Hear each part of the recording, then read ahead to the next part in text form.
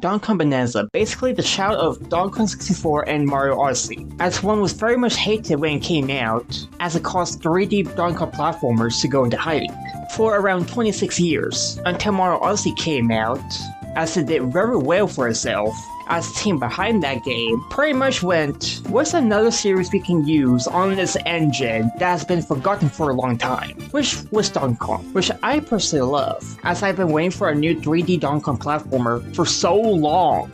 And I have to say, they cooked with this game, as a good amount of choices made that I've seen in this game were to not make the same mistakes that Donkey Kong 64 did when it comes to a lot of the collectibles, and need to obtain certain amount of bananas to go to the next level, as all that stuff in this game is pretty much optional. Like generally, you don't even need a single banana or a fossil to clear this game, as all that stuff is basically for upgrading your stats. And you don't even need to upgrade them if you don't want to, as the base stats are good enough by themselves to beat the game with. Though it is going to be a little bit harder, as you can get one-shotted during the middle and ending parts of the game. Not to mention the terrain will be a bit hard to break if you're digging or punching it.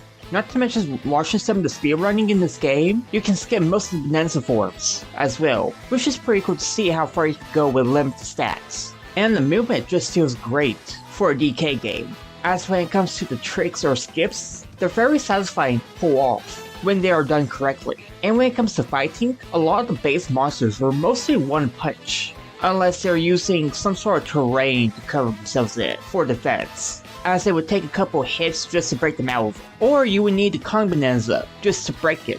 And when it comes to fighting, personally, DK's moveset reminds me a lot of Smash Bros. Moveset, as 3 buttons are basically primarily focused on attacking, and 1 is for jumping, as top button is basically you punching up, the left is basically you punching forwards, and the down button is basically the ground pound, as the right button is basically you jumping. And quite personally, you can switch some of these buttons, as I did for the jumping and the ground pound button, as I personally prefer jumping with the down button. Then when it comes to Pauline, she can use the joysticks as a mouse to aim her voice to attack. Now, I didn't really use this at all during my playthrough, but I do find it pretty cool. You can use this to hit enemies from far off, or to use it to form terrain. And also, she can also use her voice to transform into one of the 5 Bananza Powers. Not to mention, Pauline was a treat to have in the game, as all her dialogue is for the voice, while everyone else wasn't, and a lot of her dialogue was fun to listen to as well, specifically when you're talking to DK when you're sleeping, as it will be about the surrounding area, as some of the conversations are just plain funny, I personally think. And I find it interesting that she starts as an odd rock in the game, as you find her, and when you get the first Bananza power, she basically breaks free from the rock, revealing that it's Pauline at age 13 before any of the other games of the series take place. And the fact that she is just shy in this game, as she works to get more confident throughout the game, is very awesome to see. As in the other games, you already see that confidence in her, but in this game you get to see that start, which was pretty cool to see, as she was traveling around with DK. Though going to DK for a moment, let's talk about the redesign for a moment, as he changed a lot about the facial features he makes in the game, specifically the way the eyes look. Personally, I prefer the original design from Donkey Kong 64 or Country Returns, but this design does give him a bit more personality, I feel like, so I can't really complain too much about it. Even though I personally don't agree with the new personality they gave him, as I feel like he's like more clueless and a little bit more kid-like in this game than his other appearances, with the way his facial features look. Personally, I would rather have him more of a musclehead type character as he did in the Mario movie, as I personally feel like that fits his personality very well. Though that being said, the game is a lot of fun, with you racing Void Company to the planet's core, with the story, the environment you can destroy, and a lot of the layers you can explore. Not to mention some of the bosses were a lot of fun to fight. And heck, probably around the last 2-hour mark of the game were probably the most excited I was for a climax of a Nintendo game in a while. That being said, we're getting ready to get into spoiler territory, so I'll give you a quick how do I feel about this game before you click off the video, as I personally feel like this game reminds me a lot of Minecraft and Mario Odyssey, where you can destroy terrain and throw terrain to other terrain to where it forms more, kind of similar to Minecraft in a way, and the fact that it just reminds me a lot of Mario Odyssey, even though I have not played that game. I've seen a lot of videos and content creators make videos of it, with all the moons and stuff you can collect throughout the game, Even though that's basically more mandatory in that game than this game, where you can just skip bananas, but it's so much fun to find them, as well as upgrading your stats when you get the bananas. So if you haven't played this game yet, go ahead and give it a try. It's going to be a fun game, especially if you love Donkey Kong games. With that being said, this is your cue to head out if you don't want any more spoilers. Or if you just don't care and want to watch more anyways, go on through. Don't mind me, I'm not stopping you. With that all out of the way though, let's talk more about Donkey Kong Bananza. Circling back to Bananza Powers for a moment, as the 5 you get have their own uses, as they unlock something you can't do with normal DK, like the Kong Bananza as it destroys stronger terrain that the normal DK can't destroy, as well as charging up your punches, so it will cause more of an impact. The Zebra Bananza allows you to run faster and prevents you from slipping on frozen surfaces, as it also allows you to run on surfaces that will break easily that normal DK can't run on. The Ostrich Bananza allows you to fly for a short time, and when it runs out, it will start to glide if you upgrade it. Probably the best Bananza in the game is the Elephant, as it allows you to select up all the terrain with your trunk, as it also allows you to bring it back out so you can throw it at other terrain. And quite personally, I think this is the fastest way for you to get gold in this game, as the elephant just sucks up all the gold while it destroys the terrain as well. So you're destroying terrain and getting gold at the same time. And then by the time your Bananza runs out, you can just hit CL and CR just to replenish. As I guarantee you, it's going to be fully filled back up before the Bananza power times is up. Then we have the snake. This has to be my least favorite Bananza power out of the entire game, as it slows down time for a short minute or two, and it makes you able to jump up higher. And then it also has this double jump with it that doesn't give you much height after you do that first jump. And what makes me dislike this Bananza form more is that it's the final Bananza power in the game that you get. And personally, it's not that impressive as a final Bananza form, as I feel like they dropped the ball here. As I feel like they should have swapped the Snake Bananza with the Elephant one instead, and have the Elephant one being the final Bananza power you get. Though the Bananza songs are very good, as each one has their own version, while the Elephant and Zebra Bananza have to be my favorite ones. And of course, the one that's my least favorite is the Snake one, as like I said before, it's not that impressive. I'm not too impressed by it. It's the weakest one out of them all. It just doesn't hit like the others do. But overall, the Bananza forms are really cool and fun to use. Just they should have swapped Elephant and Snake. When it comes to the Banana gems and fossils, they are pretty easy to find, as they are just laying around in the lair. Or, you need to use a sonar just to find them, but they are pretty easy to find. The more interesting ones though, I personally find was those monster rushes, where you need to defeat all the enemies just to get the Banana gem. Or those challenging levels, where they have 3 bananas in each one, and you need to find where they are through various means. I have to say though, the one that I personally like the most were the layers that have a lot of nostalgia to them from the original Donkey Kong game, as I think there's probably one in each layer that resembles a older Donkey Kong game, I think. I'm not too sure on that. But when it comes to the layers, a lot of them are very unique, as there are a lagoon, forest, snow, and an island layer, even a carnival layer, just for the heck of it. Now, I personally would love to see a layer dedicated to lava, just to see what it would be like to traverse the layer without being hit by the lava. Now, yes, there's a few sub-layers in the game with this premise in mind, but I would actually love to see a full-on dedicated layer of it, not just a sub-layer. Which, if you were to think about it, you're traveling to the core, it would make sense for a lava layer. But I guess they wanted to go with the carnival layer with just really hot water oil in it. Though thinking about some of the layers, the two I personally would change was the Tempest and Radiance layer. As I basically already went over the Bananza powers, it would have just made sense to flip them for the Elephant layer and the Snake layer to be swapped, just because of the Bananza powers you get.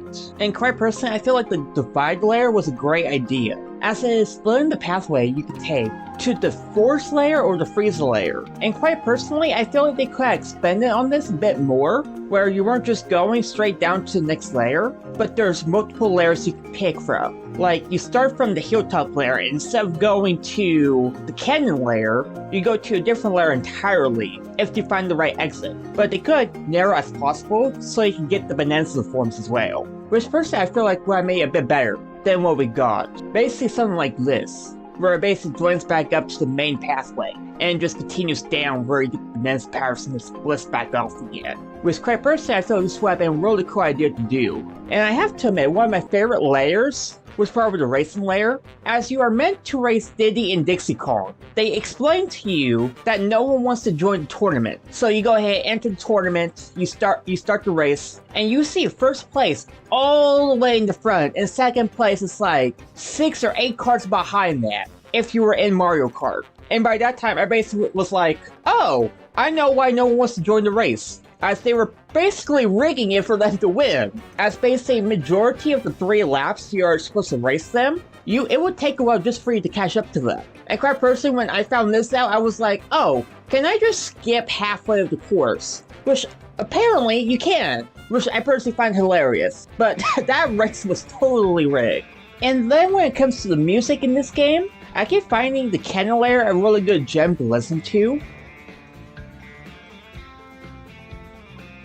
as well as the Bananza Powers, as they did a really good job with the soundtrack, as some of the music reminds me of the other game, as when you make your own house and head into it, you can hear the DK rap as you're falling asleep, which I personally like, even though they don't want to do the 64 version of it, as I personally just want to hear them go through all the DK members.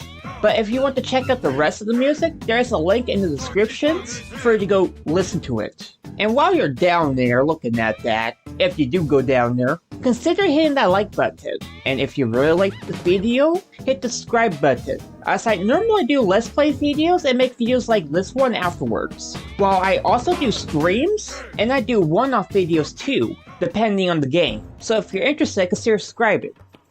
Now, when it comes to story, the best way I can describe it is a race to the planet's core against the Void Company. As you start in Inga Owl, and after finding a group of Banana Gems, you encounter the Void Company that is plunging Inga Owl into the ground. And right after that, DK basically finds this odd rock that apparently decides it wants to go with you. As you travel further down, you basically find out that odd rock is Pauline, while you're getting your first Bananza power. While the Elder basically explains to Pauline that if you want to go back to the surface, you have to go all the way to the planet's core, just so you can make a wish, just so it can take you back up. Which, cause hey, that's how the game works apparently. And you also find out Void Company's after the wish, so they get rich with a bunch of gold. And then Donkey Kong's over here just wanting his bananas for a wish. But as you go further down, you basically learn that the wish is called the Bananium Root. As you learn, it's also the thing that makes all the special gold in the game for your Bananza powers, and it also creates the Bananium Gems in the game as well. Because of course, the wish has to be a Bananium thing. Because hey, it's a Donkey Kong game. Makes perfect sense. And then we have Void Company trying to capture Pauline from DK, as they want her special power to get to the planet's core, which if anybody were to think about it for probably a good couple minutes, it would be her scene, as Pauline couldn't figure this out, which I find pretty funny, even though her songs help Donkey Kong transform into his Bananza powers, and the fact that she can use her sing to fight creatures or create terrain, but she couldn't figure that out, which I find pretty funny. And then when it comes to the bosses, I find it interesting that some of the underwhelming bosses you have to fight twice, like the Pika Bruiser, Mad Max, and Stump Clumper, as it's basically wait a few minutes, and you spam the attack button until they go down. Not that special when it comes to the bosses in this game. The more unique bosses are the ones who fight like the 2 in the Freezer layer and the Force layer, as you need to use their respective Bananza powers to take down both of the bosses. As well as Mucky Muck, as that one you need to throw sand at him to refill the core so you can hurt him, as you can't touch him while he's in the goop. And I think one of the more unique bosses of them all has to be the Sinister Blusterwing, as you need to chase him through the Tempest layer, as you need to fight him 3 separate times, and after each fight it gets more difficult. As in the first fight, he drops sand and you just pick up and throw at him, and then for the second fight, you need the Elephant Bananza to suck up the lava and throw it back at him. And for the third fight, you have to go to the edge of the arena and suck up the objects that's flying around in the tornado,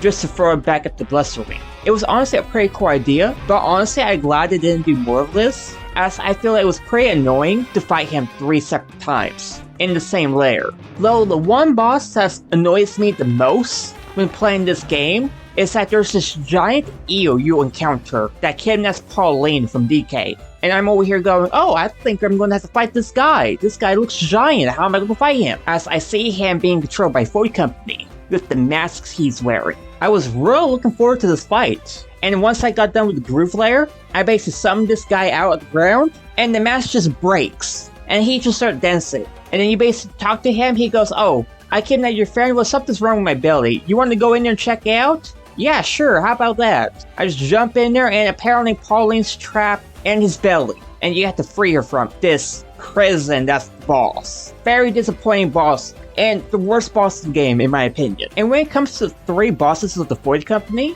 you have to fight all 3 of them twice. Starting off with Crumpy Kong, as I personally think he's probably the easiest fight out of them all. He will put himself in this giant structure that moves around, and he uses it to fight you. As he is very slow when operating it, you will need to combinate to break certain parts of the structure just to get up close and personal with Grumpy. Or you could just climb to the top and just start welling on him. But do that a couple times and he will push you off it. And you just need to climb back up. It's not really that difficult, but it makes it a lot faster just to climb up it and beat him. Then the second fight is basically the same one as the first. The only difference is that you're in the Radiance Layer, and the gimmick is basically you can't destroy the object until it hits the light, basically. So you can't hurt Grumpy and you can't destroy the structure until you get them into the light, which then you can start destroying it. Now Poppy Kong isn't a lot harder than Grumpy, but I consider her a bit more difficult to deal with, as she turns herself invisible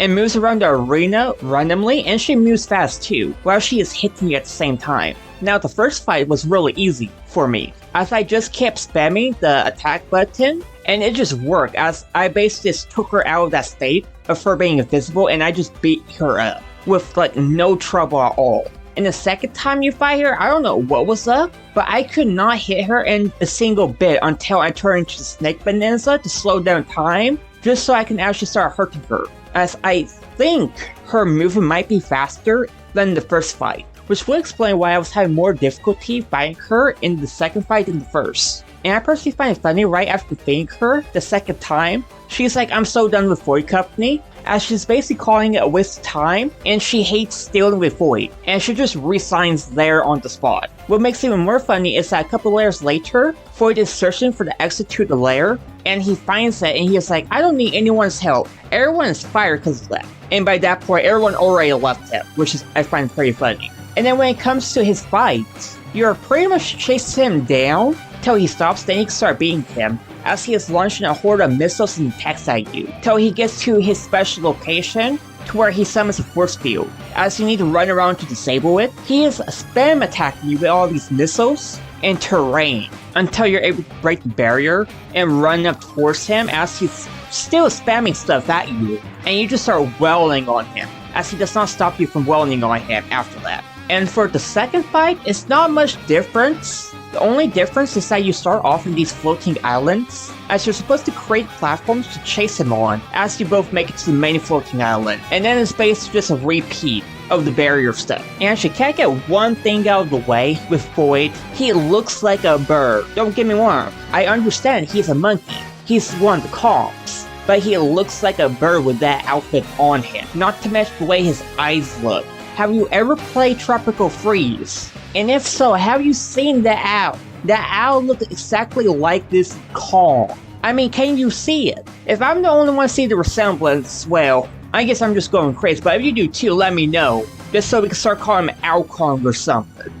But after defeating Void Kong, that's when the surprise happened, as King K. Rool is finally revealed in the game. As I pretty much remember, before the game even came out, a lot of people theorizing that he's in it, as Void is working with King K. Rool to some extent. Now hearing that, I was like, yeah, that's not happening. Not to mention that the Void Company basically created these skeleton monsters that look like the Kremlin crew, made me believe that he wasn't even in the game to begin with, as they were just using them for Easter eggs. Which is why I pretty much didn't think that King K. Rool was in the game. Till that final fight with Void in the Forbidden Lair. Though I was suspicious about the Bananium root, as it did resemble a little bit like King K. Rool's belly, and I was basically questioning why there was a green smog, and the Bananium gems just looked rotten surrounding that thing. And then once I defeated Void Kong, I was like, there's no way that was the final boss. As I was pretty much saying, either second phase or that's not the Bananium root, as I feel like Void was way too easy to be their final fight. And I love the fact that I was wrong when that cutscene plays where King K. Rool basically comes out and whacks Void Kong, as he finally made his entrance. and he finally makes his appearance into the game after so long, like 2 decades or something,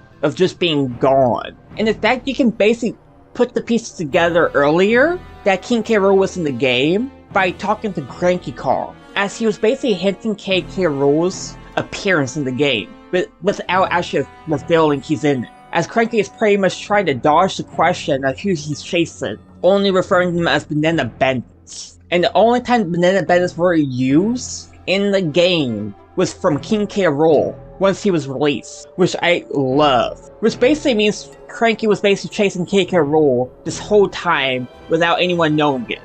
What I find that kind of sucks is that K. Rool doesn't address DK in any way. I mean, they do have a history. As they even said in this game, it takes place after the first couple of Donkey Kong Country games. But K. Rool doesn't even acknowledge DK at all in this game, which I don't really like, as I always like that acknowledgement from characters that have met before.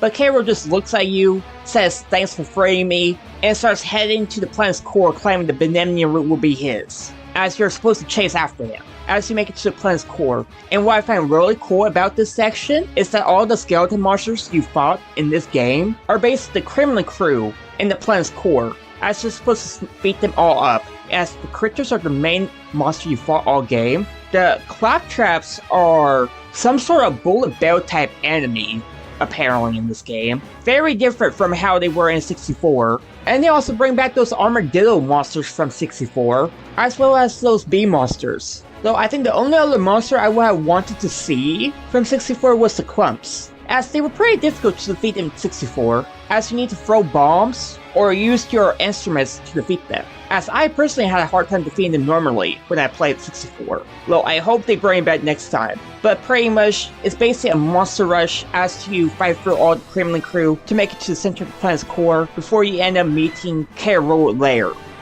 And then when you start fighting K. Rool, I didn't realize he would have his own Bananza power he can use, as he basically uses this to fight you. And the only time he turns back into his regular form is when he gets hit by the canyon ball that you will punch towards him, as that's when he loses his transformation. It was a very cool fight as he mixes up with cannonballs as they come out differently depending on the stage on the fight you're at. It only gets crazier from later, as you will obtain the Millennium Route and head back to the surface, leaving K. Rool knocked out at the planet's core. As the fake credits begin to play, they also play Gameplay Galleon from the original Donkey Kong Country game. And it's the best version I've heard, next to the Smash Bros. Version of K. Rool's reveal. But K. Rool pretty much wakes up, chase after you as the song plays, as it's basically a race to the surface, as K. Rool's trying to attack you, as you're basically looking at how much longer it takes before you reach the surface,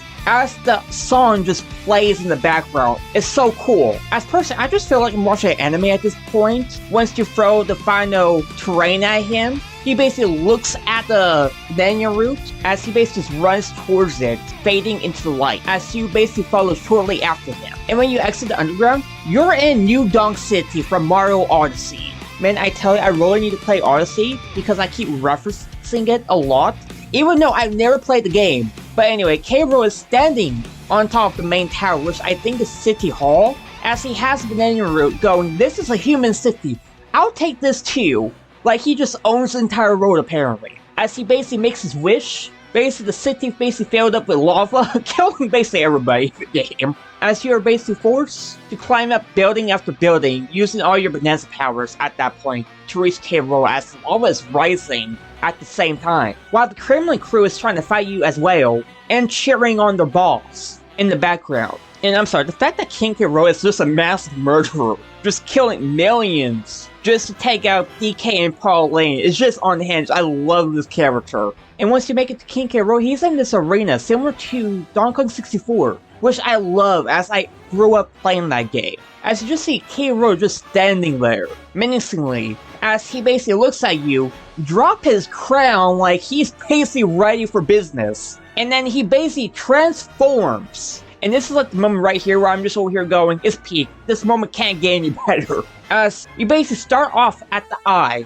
as it looks like it's on even more steroids than it already is, as it reveals his entire body, where he is just covered in gold. Like, I mean, King K. Rool is just on steroids at this point, looking like that. And then the boss card reveals the name, saying King K. Rool, King of Rock. I'm like, that's definitely an Elden Ring name right there, if you ask me. Like, come on. But as the fight starts, it's basically similar to the first one, as you need to hit the cannonball back at K. Rool, but he takes out a lot more than the first fight, as either he has a lot more health, or your punches just aren't as strong as the first fight against him. Which by all accounts, it would take like an extra 10-20 minutes just to fight him like this. But apparently he has a cycle that helps reduce the HP faster, as K. Rool basically covers the arena in molten gold, and basically throws a whole bunch of stuff at you during that time frame. As once you get to a certain section, you need to throw a piece of terrain at him to get him to stop the cycle, and he will start to charge up this giant cannonball at you, and you need to punch at the right time. And if you timed it with the punch, it will go directly back to K. Rool, hitting him to get stuck in the gold after the impact from the cannonball. And you can just hit him until he gets launched to the edge of the arena, dealing massive amounts of health to him. And the fight doesn't really change after that, mainly because I think it's already crazy enough, but you basically just need to do the cycle like 3 or 4 times, and he's basically done.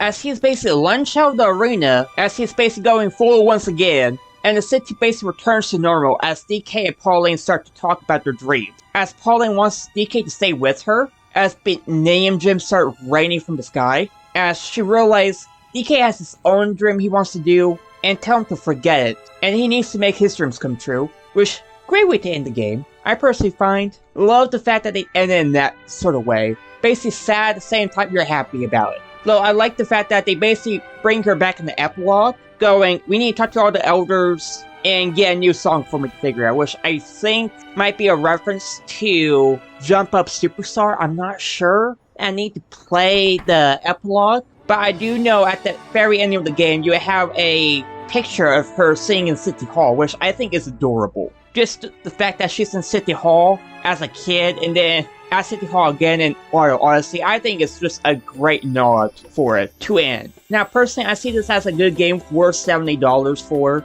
and I just found out as I'm finishing this video that the Nintendo Direct basically happened like yesterday, and it just announced that the DLC is out for the game, which is an extra $20. I mean, really? So it's like, do you really want to go to DKL and explore? And I'm over here going, yeah, sure, I would love to explore DKL, but I'm not getting it, as I feel like this could have just been in the base game, as it's only been 2 months since the game came out, and they're already doing a $20 DLC. And keep in mind, it's not free in any means. It doesn't have it, even with the membership, it's not free. As I personally feel like that Nintendo is just getting so greedy recently, like, come on. But besides that, the game is a lot of fun, definitely worth the time and money. With all the terrain you can destroy, the bosses, the layers, monsters, I can see why people were thinking this game might be Game of the Year. But let's face it, Silksong is going to sweep. So anyway, thank you for watching the video.